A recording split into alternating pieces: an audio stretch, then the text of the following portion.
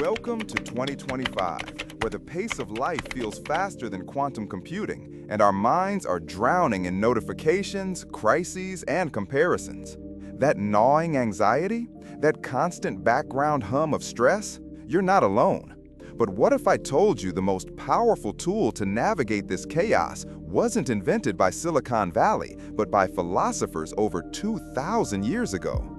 Enter Stoicism, not some dusty relic, but a razor-sharp, battle-tested operating system for your psyche in the digital age. Think about it. Our brains weren't built for the onslaught of 2025. The endless scroll of curated perfection on social media amplifying our insecurities. The relentless 24/7 news cycle screaming about economic tremors and global instability. The suffocating pressure to control everything in an uncontrollable world. This isn't just fatigue, it's a system overload. And ancient Stoics like Seneca, Epictetus, and Marcus Aurelius, they faced their own empires collapsing, plagues, and political turmoil. Their response? Not escapism, but a radical framework for inner resilience that's shockingly relevant today. So, what makes Stoicism this generation's essential mental toolkit? It's not about bottling up feelings or passive resignation. It's about transformation through clear thinking. It's a proactive strategy built on 4 core pillars designed to cut through modern noise. First, the dichotomy of control, your ultimate filter. Imagine Seneca whispering in your ear, "What's in your power?" Stoicism ruthlessly divides the world. Your realm, your judgments, your reactions, your choices, your values, your effort, and everything else. Other people's opinions, stock market crashes, past mistakes, global events. The 2025 superpower? Instantly filtering the avalanche of information and worry. That panic about a news headline? That envy triggered by a social media post? If it's outside your control, Stoicism teaches you to acknowledge it without letting it hijack your mental CPU. Redirect that wasted energy towards what you can shape, your attitude, your next constructive step.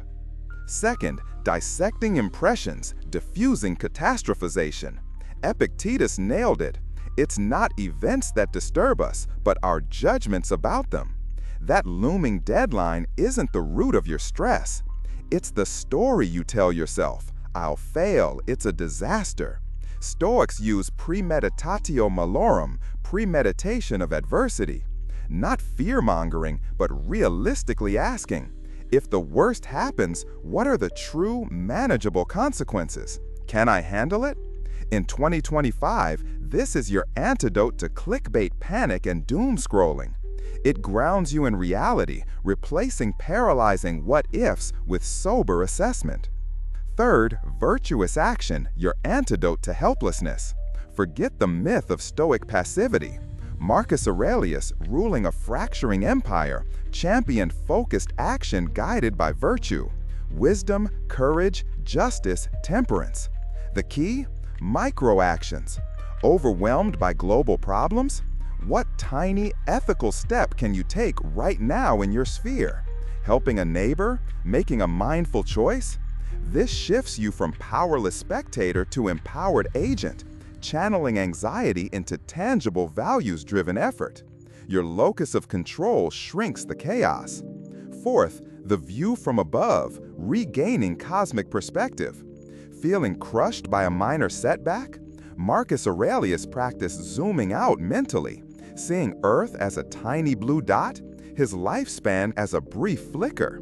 In 2025's myopic frenzy, this exercise shrinks trivial stressors, a rude comment, a missed deadline, to insignificance, while soothing existential dread by connecting you to the vast, enduring universe.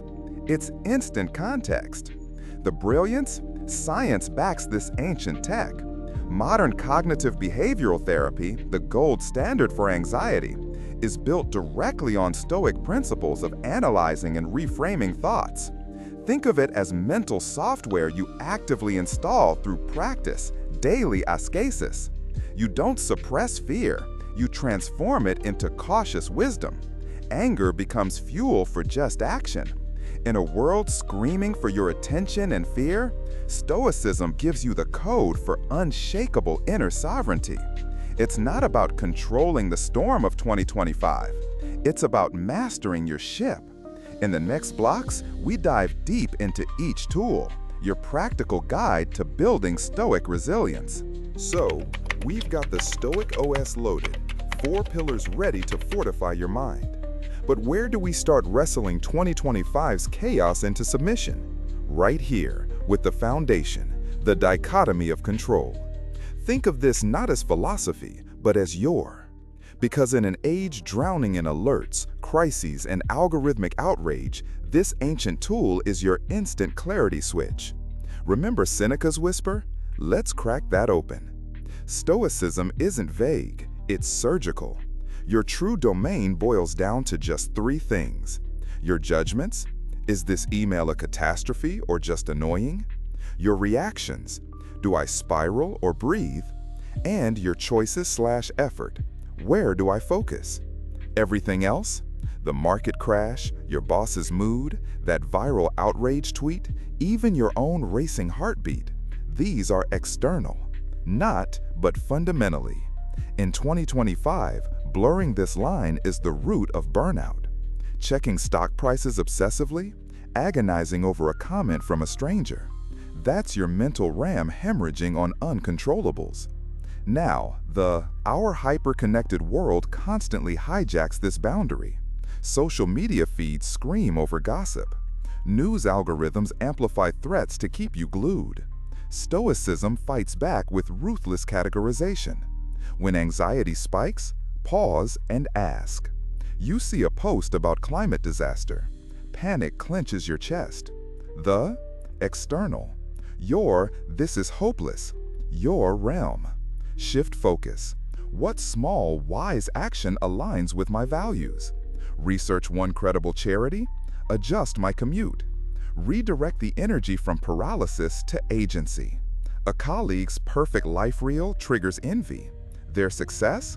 External. Your comparing, self-doubt? Your realm. Reframe. Their path isn't mine. What effort can I make toward my own growth? Delete the app for an hour. That's sovereignty. Your project timeline just collapsed. Stress floods in. The deadline shift? External. Blame the client, the tech, the universe later. Your realm. Ask, what's the single next step only I can take? Draft one email? Prioritize ruthlessly. Control the micro action, not the macro chaos. This isn't passive acceptance, it's strategic energy allocation. By instantly filtering the uncontrollables, you reclaim colossal mental bandwidth. Psychologists call this internal locus of control, and it's directly linked to lower anxiety. Imagine that frantic urge to fix global politics, channeled into volunteering locally. The rage at a delayed flight, transformed into reading a chapter of Marcus Aurelius. Every time you catch an external and consciously release it, you strengthen your inner citadel. The payoff? Liberation. Less mental clutter means space for deep work, real connection, even joy amid 2025 storms. You stop being a pinball in a machine of external triggers. This is your core defense against digital overwhelm and existential dread.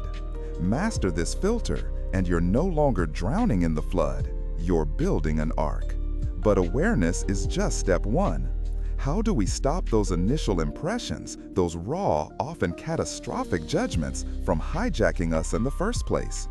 That's where we wield Stoic tool number 2, dissecting impressions, the art of diffusing mental time bombs. Ready to crack open the stories your anxious mind tells you? That's next. That filter we built? It's your fortress gate. But ancient Stoics knew enemies don't just storm the walls, they slip through disguised as. Welcome to Dissecting Impressions, your cognitive bomb squad. Epictetus called these raw mental flashes phantasiae, lightning-fast judgments screaming danger or disaster before reason intervenes. And in 2025, your brain processes more of these per hour than a Roman senator did in a month. A push notification, a tone in an email, a headline fragment. Each one's a potential emotional IED. Here's the 2025 battlefield reality. Our neural wiring hasn't evolved for algorithmic ambushes. A single ambiguous Slack message can trigger cortisol like a lion attack. And that's where Stoicism deploys its most subversive tactic. Pause, question, dismantle. Marcus Aurelius wrote, "This isn't mindfulness, it's..." When anxiety spikes, you become a mental detective demanding 3 pieces of evidence. 1. The raw data. What happened? Strip the story. 2. The automatic judgment. What catastrophe did my brain instantly invent? 3. The facts. Does the evidence support that narrative? Let's diffuse 2025's top mental bombs. Raw data. 5 words, no subject, sent late. Judgment, imminent career doom. Facts, 0 proof of termination, could be a praise, a reschedule, or their own stress spillover. Reply, understood, we'll connect at, shall I prepare anything? That's not optimism, it's refusing to pay emotional interest on a debt that doesn't exist. Raw data. 1 sensor fluctuation, no pain, no other symptoms. Judgment, medical emergency. Facts, wrist sensors have 20% false positives. You drank espresso 30 minutes ago. Breathe, note it, test again in an hour. You treat data as data, not destiny. Raw data, 1 anonymous critique, no context. Judgment, eternal public shaming. Facts, 99% of posts fade in hours. Problematic is vague. Your intent was good. Assess rationally. Is this feedback valid? If yes, learn. If noise, scroll on. You refuse to let strangers rent space in your amygdala. Why does this disarm anxiety? Neuroscience confirms, between stimulus and response, there's a 0.5-second window where reason can intercept emotional hijacking. Stoics call this your invincible space of choice. Every time you dissect an impression, you stretch that half-second into a sanctuary. Psychologists see reduced amygdala activation. You feel agency. The 2025 superpower? Pattern recognition. After weeks of dissection, you spot toxic narratives before they detonate. This builds cognitive calluses. Viral outrage? Dissected. Doom predictions? Neutered. That voice whispering, diffused. You're not suppressing emotion, you're starving false alarms of oxygen. The result? Mental bandwidth reclaimed. Less mental chatter means clearer decisions, calmer creativity, and the courage to engage where it matters. But true Stoic strength isn't just defense, it's proactive fortification. How do we build unshakable values when the world keeps moving the goalposts? That's where we turn to Tool 3, living by your inner compass. Ready to define what's truly in an age of moral fog? Next.